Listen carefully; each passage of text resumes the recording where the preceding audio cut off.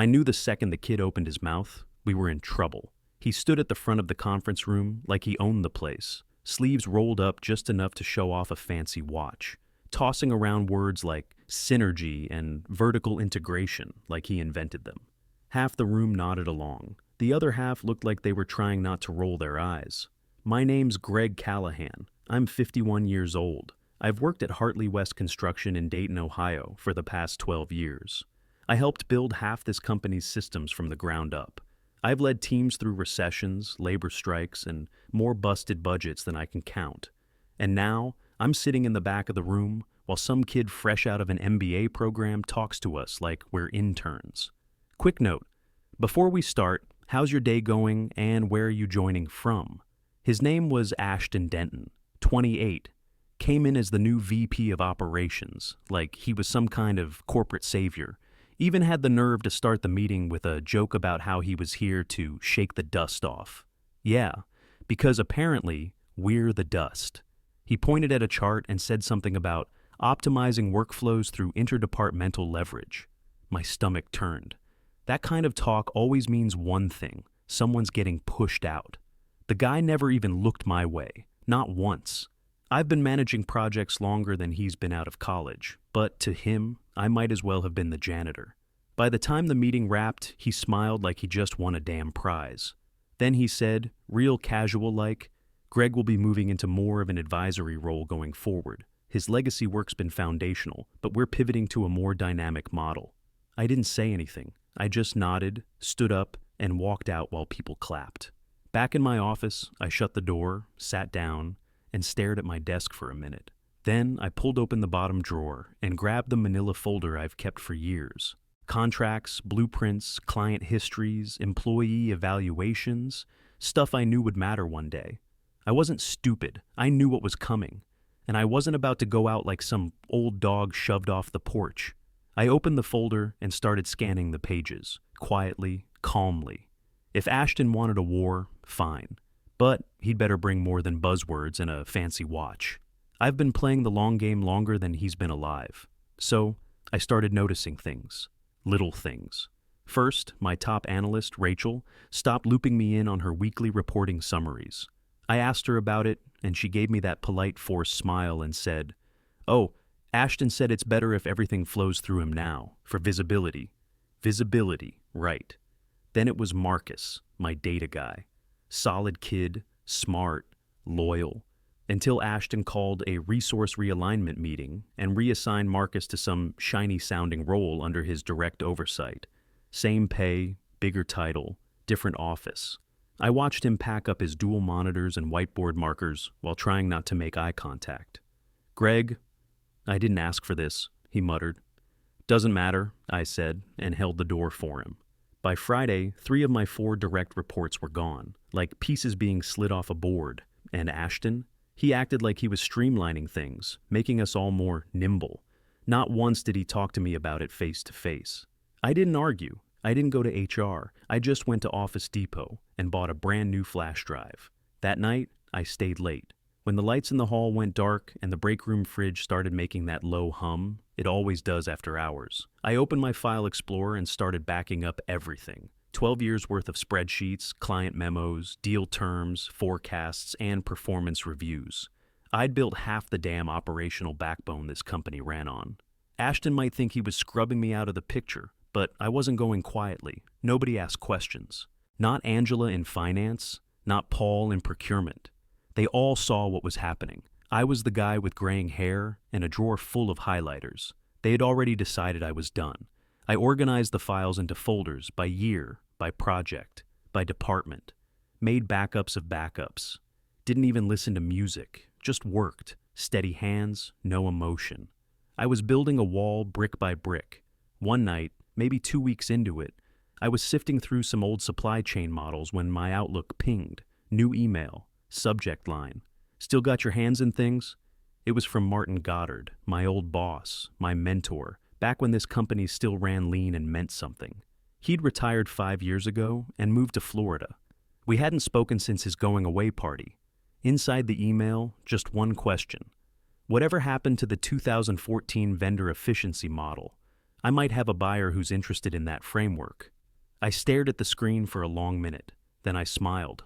I reached into my drawer, pulled out another flash drive, and started copying over the project folder.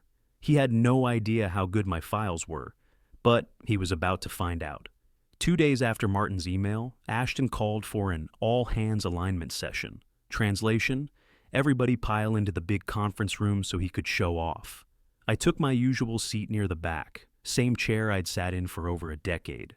Ashton walked in like he was hosting a TED Talk, wearing some slim-fit suit, waving his clicker around like a magic wand. "Thanks for being here, everyone," he said, pacing like a preacher. "Today I want to introduce our next-gen initiative, Project Axel." I felt my stomach turn. The second the first slide popped up, I knew what I was looking at. It was mine. He'd taken the efficiency model I built in 2016, slapped on some fresh fonts and icons, and renamed it like he'd come up with it in the shower that morning. "Of course," he said, smiling like a game show host. "We've had some strong foundational systems in place, legacy workflows from earlier in the company's growth. But, let's be honest, we're not in 2010 anymore." A few people chuckled. "This is about evolving past what got us here. We're going to build on that legacy, but smarter, faster, cleaner." He clicked to the next slide, my original flowchart, just colored blue and labeled Phase 1. I didn't move, I didn't say a word, but I started watching the room, who nodded, who smiled, who leaned forward like Ashton was Moses parting the Red Sea. I saw Rachel sitting up front now, laughing at one of his little jokes about dragging old systems into the 21st century. Marcus was next to her, nodding along like a bobblehead. So, that's how it was going to be. I didn't blame them, not really. Everyone wants to stay close to power. No one wants to bet on the guy who looks like middle management. But Ashton didn't just steal my work. He twisted the knife while doing it. The second the meeting ended, I didn't go to lunch. I walked straight back to my office, shut the door, and locked it. I hadn't touched the Westland expansion model in years, one of the more ambitious projects I'd shelved back when funding dried up. But I opened it now. I stayed quiet. Let him have his moment. But if Ashton thought I was some washed-up relic clinging to old workflows, he had no idea what I was capable of. I polished the document for 3 hours straight, cleaned the language, double-checked the projections, flagged the proprietary parts. Then, I attached it to an email and sent it to Martin. Subject line: "Thought you might find this relevant to your buyer." Ashton wanted a spotlight. I'd just lit a fuse. Monday morning, I walked into the office like usual, black coffee in hand, jacket over the chair, same login I've used for over a decade. Only this time, I got a red screen. "Access denied." At first, I thought it was a glitch. Happens sometimes after a system update. But then I noticed the line underneath: "Access restricted by VP Denton's request." I didn't even blink, just opened Outlook on my phone and shot an email to IT. "Just got locked out of my shared files. Can you confirm?" 10 minutes later, they replied like they'd copied it straight from a damn policy manual. "Access changes were implemented at the direction of VP Denton. Please consult leadership for clarification." No explanation, no warning, just a quiet digital knife in the back. I didn't storm down to his office. I didn't blow up. That's not my style. Instead, I closed the laptop and opened my desk drawer, pulled out my external hard drive, the one Ashton didn't know existed. Everything was on it. Every project, every version, every financial report I'd ever touched. He could rip me out of the server, but he couldn't erase me from the system. I launched Word and started typing up a draft for Martin. This one wasn't just about that old model anymore. This was about continuity, what investors needed to know if leadership started making sloppy moves. I kept the tone professional, but I made sure the message was clear. There's a reason the company was still standing, and it wasn't because some hotshot kid made prettier slides.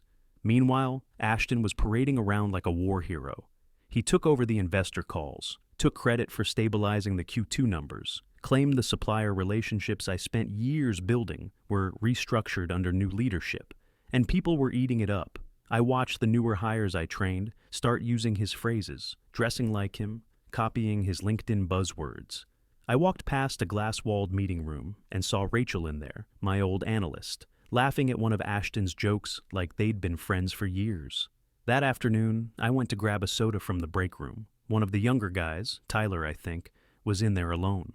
He looked up, saw me, and hesitated. "Hey, Greg," he said, almost whispering. I didn't know they were going to lock you out. That wasn't right. I gave him a nod, nothing more. He left in a hurry, and I stood there, watching the vending machine spin. Yeah, it stung more than I expected, but I wasn't finished. My system was tighter than Ashton could imagine. He thought he'd buried me. That week, I started slipping back in. Not loud, not in meetings or memos. Quiet.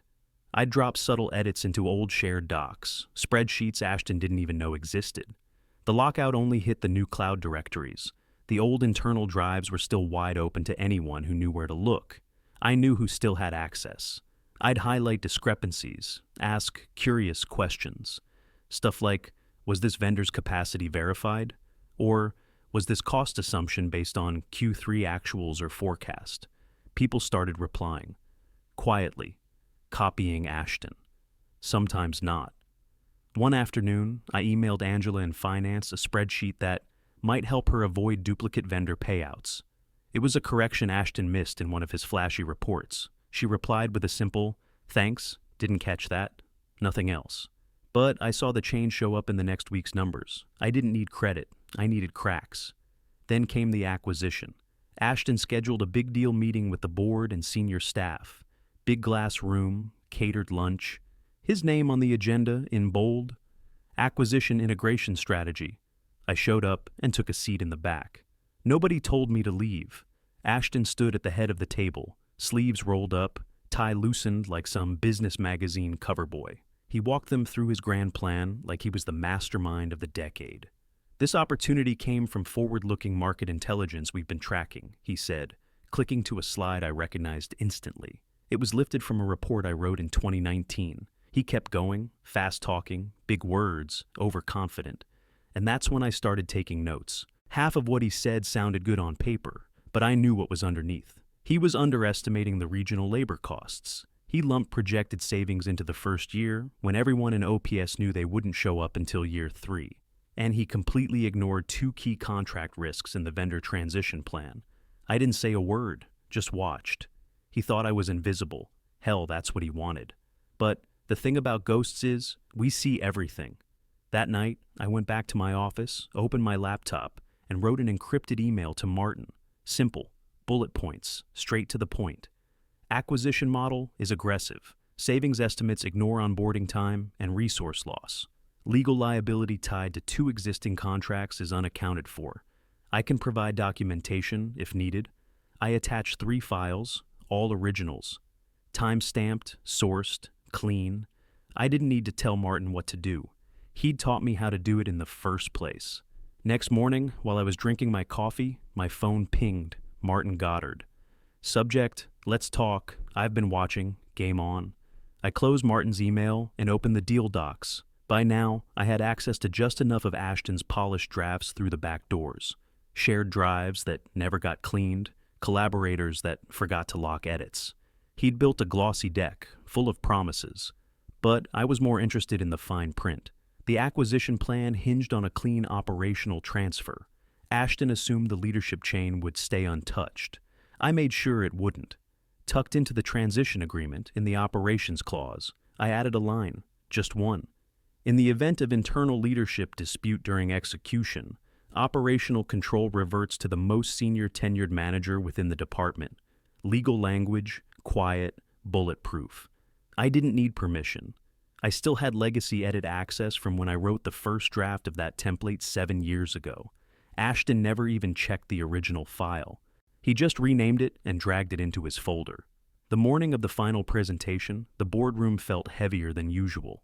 Ashton wore that same smug look, but this time his collar was a little too tight, and his eyes darted more than usual. He started strong, talked about strategic alignment and market consolidation. Same buzzwords, different suit. Then he opened the contract summary. Angela, from legal, flipped pages in sync and stopped. "Wait," she said. "Clause 34B, I haven't seen this in previous drafts." Ashton blinked. "That must be from an earlier version. Irrelevant. We've moved past that structure." Angela didn't look convinced. She scanned again. "It says operational control defaults to senior management in a dispute. That's not a small ad." Martin raised an eyebrow and leaned forward. Who's the senior most operations lead right now? Nobody answered. Everyone just looked around. And then they looked at me. I didn't say a word, didn't blink. Just slid my phone out, opened my email, and hit send. Finalized transition agreement, as filed, sent to the board, the legal team, and Martin. Ashton tried to recover. That clause wasn't approved. We've moved on from that. Angela shook her head. If it's in the final document and it hasn't been contested, it stands. Ashton's smile cracked. Greg Callahan, 12 years in ops, title never stripped, legacy access still active. He didn't see it coming. Never thought someone like me could pull a move like that. But I didn't need a spotlight. I just needed the right line in the right place. Ashton thought he'd locked the deal. I'd just unlocked the back door. Ashton showed up to the final board meeting, dressed like he was about to win an award. Navy suit, perfect white shirt, some ridiculous pocket square he probably Googled how to fold. He had that same fake casual confidence, strutting into the room like it already belonged to him. I was already in the back, second seat from the wall, same place I'd sat during layoffs, mergers, expansions. Difference was, this time, I wasn't part of the drama. I was watching the last act. As most of you know, Ashton started, clicking to his title slide, this acquisition is the result of months of coordination, innovation, and forward-looking leadership. He looked right at Martin when he said that. Martin didn't blink. The room stayed quiet as Ashton ran through his presentation. Every chart, every projection, every cost-benefit bullet point taken straight from my older drafts and slapped with his branding. He talked fast, like speed would cover the cracks. This transition plan positions us to scale rapidly with minimal disruption, he said, voice a little too rehearsed. And operations will stay under my direct leadership until post-integration stability is confirmed. Angela, seated across from him, opened her binder. Except, that's not what the legal docs say.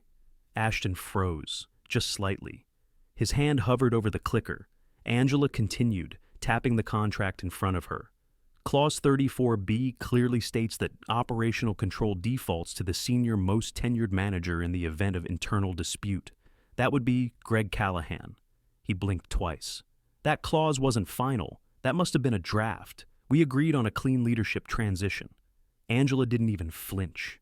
I've reviewed the chain. The clause was included in the filed version, time-stamped, acknowledged, and uncontested. His face went pale. That's not possible, Ashton said. That clause shouldn't exist. This was my project. Martin finally spoke, calm, sharp. The project was built on Greg's work, his models, his structure. I've reviewed the originals. Ashton turned to him. With all due respect, sir, that was legacy data. I've restructured every piece of it. Martin leaned back, hands folded. Exactly. And in doing so, you missed several risks Greg flagged. Risks I wouldn't have known about if he hadn't reached out. The room went dead silent. Ashton looked around, waiting for someone, anyone, to step in. No one moved. Angela shut her binder. From a legal standpoint, Greg's the acting lead. Ashton opened his mouth, then closed it again. 2 board members stood. One nodded toward the door. He didn't argue. He didn't even look at me. Just gathered his notes, jaw tight, and walked out. Escorted, quiet, done. I didn't smile, didn't gloat. I just sat there, hands folded in my lap, and watched the room shift. He tried to erase me. I wrote myself back in.